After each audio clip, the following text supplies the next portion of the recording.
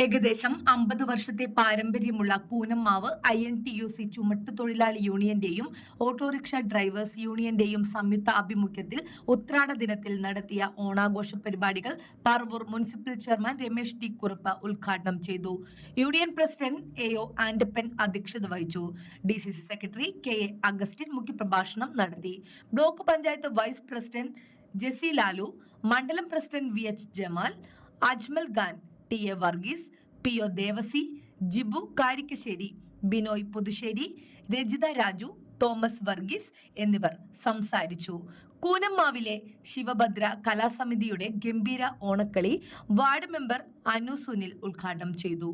സംഘടനാ സ്ഥലത്തിലെ സത്യസന്ധമായ മികച്ച പ്രവർത്തനത്തിന് AO ആൻഡപ്പിനെയും മികച്ച കാരുണ്യ പ്രവർത്തനത്തിന് തോമസ് വർഗീസിനെയും മാതൃകാപരമായ വാർഡ് പ്രവർത്തനത്തിന് അനു സുനിലിനെയും ചെയർമാൻ രമേശ് ടി കുറുപ്പ് പൊന്നാട അണിയിച്ച് ആദരിച്ചു.